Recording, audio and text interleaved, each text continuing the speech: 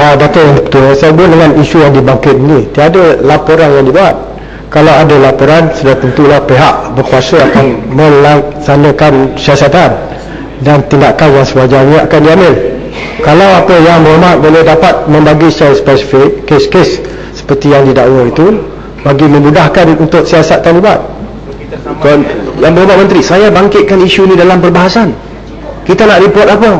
Saya ahli parlimen, saya bangkitkan dalam Dewan Rakyat kerana isu ini dibangkitkan peringkat antarabangsa. Dan Timbalan Menteri datang ke Dewan sini bagi tahu, pergi buat laporan polis, baru kita akan cek. 1,500 people died from 2003-2007. This is an international complaint. Timbalan Menteri tak tahu? Berkenaan dengan pembunuhan IGP tak tahu? Datang ke Dewan ini dah jawab soalan apa? Saya nak tahu. Saya tak bagi jalan. Kalau nak jawab soalan, sila jawab. Saya tak bagi jalan. Bukan jalan, saya nak penjawapan. Isu ini penting. 1,500, bukan 1-2. Timbalan Menteri, saya pun, kita orang Malaysia. Ini dibangkitkan di peringkat antarabangsa. 1,500 orang mati dalam detention centers. Tidak ada jawapan.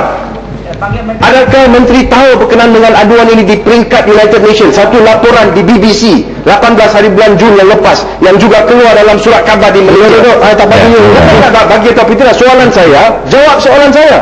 Kalau nak datang ke Dewan, kerap kali tak boleh jawab soalan, dan semua ahli parlimen duduk, kenapa datang ke Dewan? Buang masa semua orang. Cukup Berhormat. Isu kita bangkit, kamu tak boleh jawab. Duduk. Saya datang ke sini untuk tanya. Tapi you tak boleh jawab. Berhormat, percuma cukup Berhormat. Saya nak tahu, adakah Timbalan Speaker tahu berkenaan dengan aduan itu? One question, are you aware of this complaint or not? 1,500 people died. Tell us, do you know or not? Ya, cukup. Ya, Berhormat Menteri. Jawab soalan saya. Bukan duduk, jawab soalan saya. Berhormat, jangan buat macam ni yang Berhormat. Cukup lah ya. Tuan Speaker, kalau semua menteri dah datang sini tak nak jawab soalan-soalan, dia ada jawapan. Soal dia jawapan tu yang Berhormat tak terima. Saya tanya soalan yang simple. 1,500 orang dikatakan mati dalam lokap kita di sini. Isu ini serius, bukan saja setakat Malaysia, setakat antarabangsa. Yang macam bahkan Timbalan Menteri tak tahu. Lepas masa, Berhormat, dia ada jawab dia. Duduk Berhormat. Cukup. Yang mana kena duduk untuk Timbalan Menteri menjawab. Ya. Sila jawab. Terima kasih Yang Ketua. Saya teruskan ucapan menggulung saya, yang mana saya ingin menyentuh berkaitan dengan isu dadah yang dibangkitkan oleh Kinabalan. Betul ini betul. Nak bagi jalan lagi. Ini tentang parti tadi, ada satu soalan ringkas saja. Jabatan Immigration saya difahamkan mempunyai kuasa untuk menahan mana-mana pendatang ataupun pelancong asing ke dalam negara atas nama keselamatan dan juga kedaulatan negara ini. Dan saya juga dimaklumkan dalam jawapan bertulis dalam Dewan ini bahawa untuk mencapai matlamat tersebut, Jabatan Immigration ada pengkalan data yang cukup lengkap untuk mengesan mana-mana pelancong ataupun pendatang yang masuk ke dalam negara sekiranya mereka ini dikaitkan dengan beberapa masalah yang mungkin menimbulkan keamanan negara. Setuju atau tidak dengan perkara tersebut? Maknanya Immigration ada kuasa untuk menahan pendatang daripada masuk dalam negara. Sebelum saya teruskan penjelasan yang kedua, saya minta Yang Berhormat Menteri setuju atau tidak?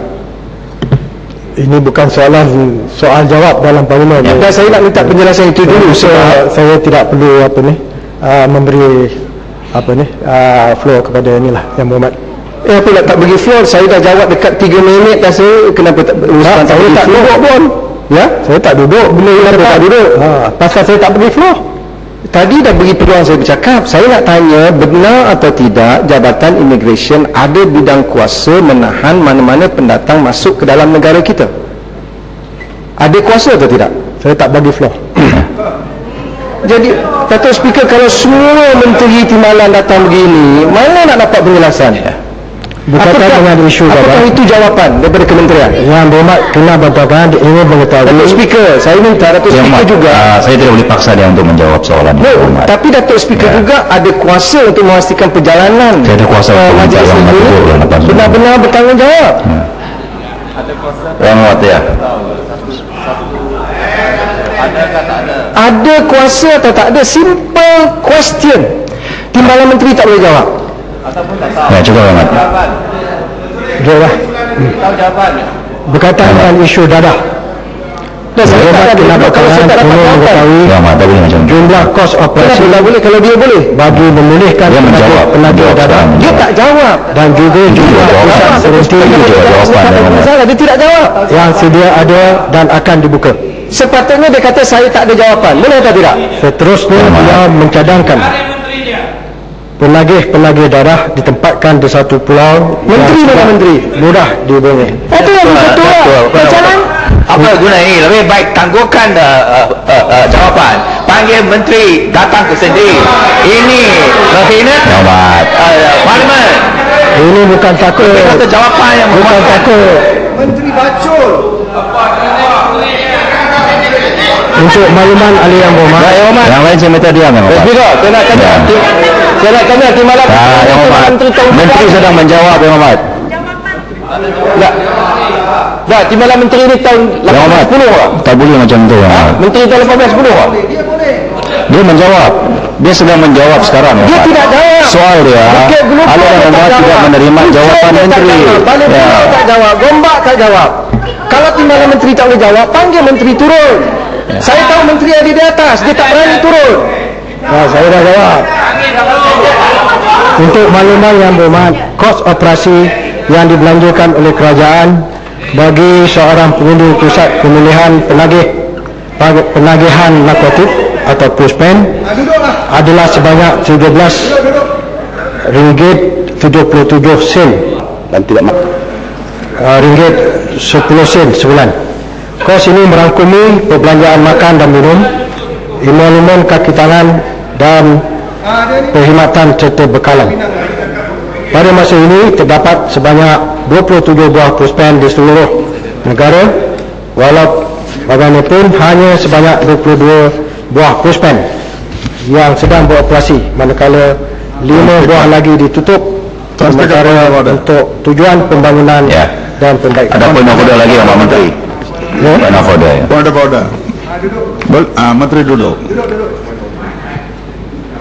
Nah, bolehkah saya dapat tahu Tuan Speaker, seorang menteri bolehkah dia baca ucapan dia?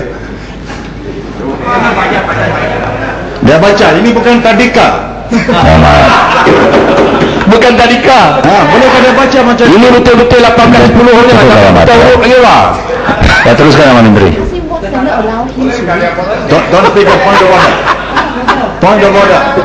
Poin order berapa yang hormat? Di mana dalam peraturan mesyuarat ada peruntukan dia boleh baca? Di mana ada? Oleh itu dia tidak boleh baca. Yang hormat, memang telah menjadi kelaziman untuk menteri menjawab berdasarkan kepada data-data yang dicatat. Apa data-data? Apabila kami tanya apa-apa dia tak jawab. Cukup Yang hormat. Apa cukup? Apa masalah? Saya tak tahu apa masalah dia. Apa masalah hormat? Masalah dia, Tuan Speaker, Datuk, kalau menteri tidak mau jawab, menteri baliklah. Balik, bagi orang lain yang boleh jawab. Kalau menteri tak mau jawab, minta pegawai datang duduk jawab lagi baik. Padang Sarai. Yang hormat, panjang lagi hormat. Sikit. Pada masa kini terdapat 27 buah PUSPEN di seluruh negara, walaupun hanya 22 buah PUSPEN yang sedang beroperasi, manakala 5 buah lagi ditutup sementara untuk tujuan pembangunan dan perbaikan. Sebuah lagi PUSPEN baru sedang dibina di Kota Tinggi, Johor. Sambungan dengan cadangan yang berhormat kinabatangan bagi menempatkan penagih-penagih dadah di sesebuah pulau, buat masa kini kerajaan tidak mempunyai perancangan untuk berbuat demikian.